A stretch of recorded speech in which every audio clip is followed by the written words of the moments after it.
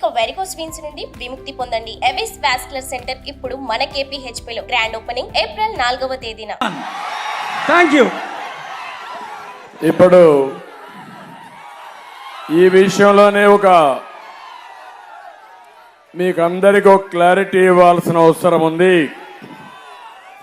ఈ 5 సంవత్సరాలు ఈ నియంత ఎవరైతే అహంకారిగా ఈ రాష్ట్రంలో ముఖ్యమంత్రి అయ్యాడో అధికార దుర్వినియోగం చేసి ప్రజా సమస్యలపైన ఎవరైనా నోరెత్తి వాళ్ళ నోరు మూయించే పని చేశాడు.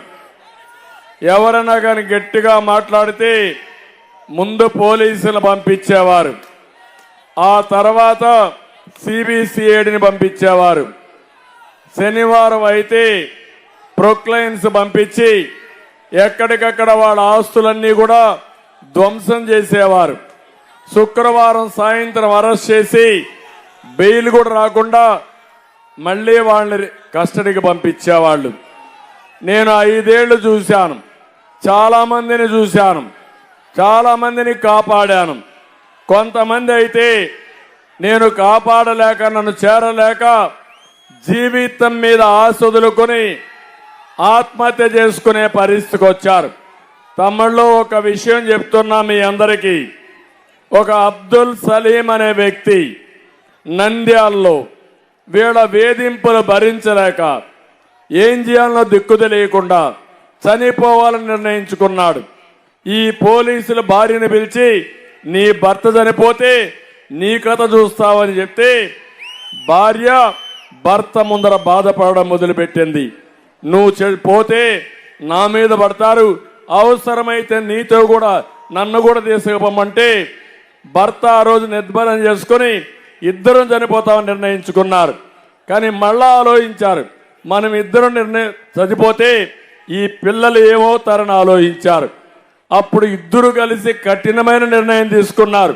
నలుగురం చనిపోదామని నిర్ణయం తీసుకుని నేరుగా రైల్వే ట్రాక్ మీదకి వెళ్ళి పిల్లల్ని రైల్వే ట్రాక్ గట్టేసి భార్యాభర్త అందులో పడుకొని మరణం చెందారంటే, ఆత్మహత్య చేసుకున్నారంటే తమ్ముళ్ళు ఎంత క్రూరంగా చనిపోయారో ఒక్కసారి మీరు ఆలోచించండి.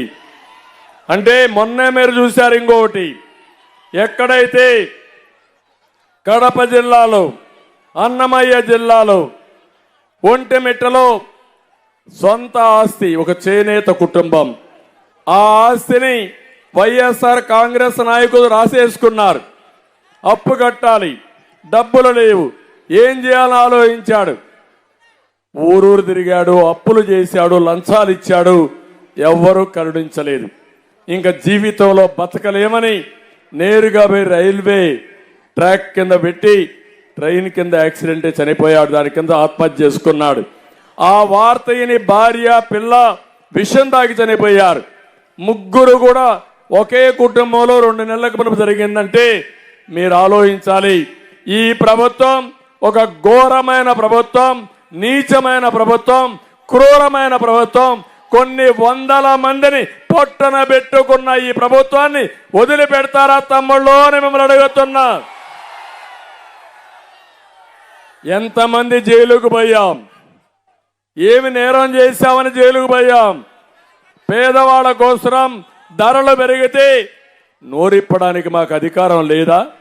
మీ ఆస్తులు ఎవరైనా కబ్జా చేస్తే ఇది తప్పని చెప్పడానికి మాకు హక్కు లేదా? రైతుకు గిట్టుబాటు ధర రాకపోతే రోడ్డు మీదకి వస్తే మమ్మల్ని అరెస్ట్ చేస్తారా మీరు? 5 ఏళ్ళు ఇదే తంతు. ఆ తంతులో భాగమే రఘురామకృష్ణరాజు అని చెప్పి నేను మీకు తెలియజేస్తున్నా. కాబట్టి ఈరోజు పాలకొల్లు సాక్షిగా మిమ్మల్ని కోరుతున్నా, ఈ విషయం రాష్ట్రంలో ఉండే 5 కోట్ల మంది ఆలోచించాలి. ఇది నా ఒక్కడి సమస్య కాదు. నన్నేదో జైల్లో పెట్టారని నేను మీ దగ్గర రాలేదు. నా సమస్య కాకుండా ఇది ఒక రాష్ట్ర సమస్య, ప్రజా సమస్య, మీ పిల్లల భవిష్యత్తు, మీ భవిష్యత్తు అని మరొకసారి మీ అందరికీ తెలియజేసుకుంటూ, అందుకే నేను మిగిలిన విషయాలు మాట్లాడతా. రాష్ట్రం ఎంత అంధకారమైంది, అన్నిటికంటే లా అండ్ ఆర్డర్ లేకుండా ఈ రాష్ట్రంలో ఎవ్వరికీ భద్రత లేకుండా, ఏ ప్రాణానికి కూడా భద్రత లేకుండా, ఏ ఆడబిడ్డ శీలానికి భద్రత లేకుండా, మీ ఆస్తులకు భద్రత లేకుండా పోయిందంటే అది నా ఆవేదన. అందుకే నా పోరాటం. అందుకే మిమ్మల్ని అందరినీ కోరుతున్నా, అందరూ కలిసి ముందుకు రండి. అందరం కలిసి ముందుకు పోయి రాష్ట్రాన్ని కాపాడుకుందాం. ఆ పోరాటంలో భాగంగానే 3 రాజకీయ పార్టీలు, జాతీయ స్థాయిలో ఉండే బీజేపీ, ఈరోజు రాష్ట్ర హితం కోసం రాజీ లేని పోరాటం చేస్తున్నటువంటి జనసేనాని పవన్ కళ్యాణ్ గారు, తెలుగుదేశం 3 పార్టీలు జట్టు కట్టాం.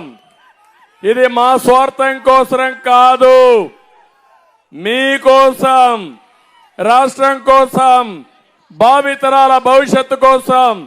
ఇది అర్థం చేసుకుని మమ్మల్ని ఆశీర్వదించమని, ఈ పొత్తును కూడా అర్థం చేసుకుని ప్రతి ఒక్కరు కూడా ముందుకు రావాల్సిందిగా మరొక్కసారి కోరుకుంటూ, చేస్తారని చెప్పి ఆశిస్తూ, మరొక్కసారి రఘురామకృష్ణరాజు గారిని మీ అందరి తరపున మనస్ఫూర్తిగా సాదరంగా తెలుగుదేశం పార్టీలోకి ఆహ్వానిస్తున్నా.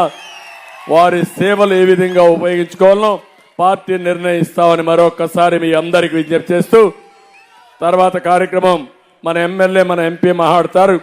దానిపైన మనం ముందు పోదాం. మళ్ళా నేను ఈ విషయాలు మాట్లాడతాను. ఎవరైతే ఎంఆర్పిఎస్ కార్యకర్తలు కూడా నమస్కారాలు.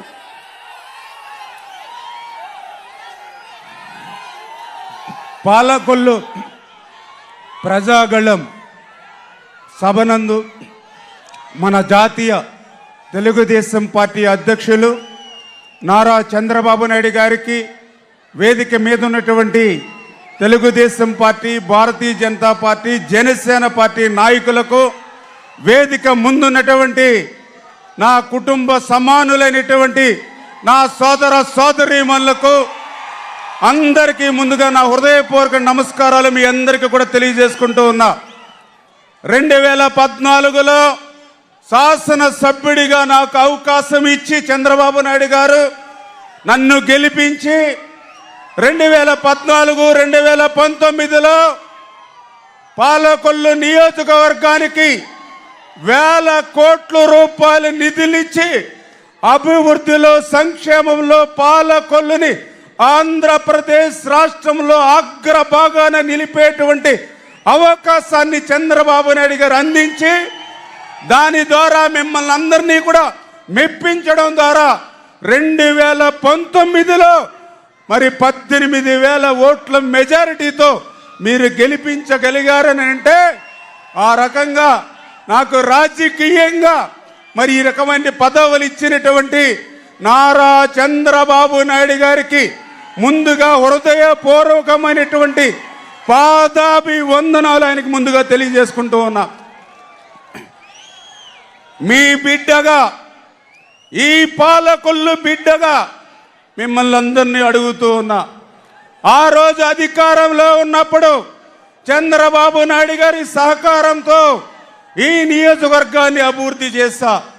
2019లో నేను శాసనసభ్యుడిగా గెలిచిన ప్రతిపక్షంలో ఉంటే ఏదైతే ఒకటే సిద్ధాంతానికి కట్టుబడి, ఒక నియంతృత్వ నిరంకుశత్వ ప్రభుత్వం ఉన్నప్పుడు జైల్లో ఉన్నా లేదా ప్రాణాలు పోయినా పర్లేదు అనేటువంటి సిద్ధాంతంతో మరి ఈవేళ పాలకొల్లు గళాన్ని రాష్ట్రంలో వినిపించా. మీ అందరికీ ఒకటే తెలియజేస్తూ ఉన్నా, ఆ రోజు మరి ఏదైతే పాలకొల్లు మీరందరూ ఒక్కసారి గుర్తుపెట్టుకోవాలి, ఒక కోవిడ్ వచ్చింది, ఇంట్లోంచి బయటకు వచ్చేటువంటి పరిస్థితి లేదు ప్రజలకి. అటువంటి రోజుల్లో నా కుటుంబం అంటే నా భార్య, నా పిల్లలు కాదు, నా నియోజకవర్గంలో 2 లక్షల మంది నా కుటుంబ సభ్యులుగా భావించి, నా కుటుంబానికి దూరంగా నా ఇంట్లో వాళ్ళని వదిలి నేను పైన సెపరేట్గా నా కంచంలో నేను భోంచేసి నా బట్టలు నేను ఉదుక్కుని 50 రోజులు నా కుటుంబానికి దూరంగా క్వారంటైన్ ఆసుపత్రులు తిరిగా, మరి కోవిడ్ ఆసుపత్రులు తిరిగా, కోవిడ్ పాజిటివ్ పేషెంట్లు ఇంటింటికి తిరిగా.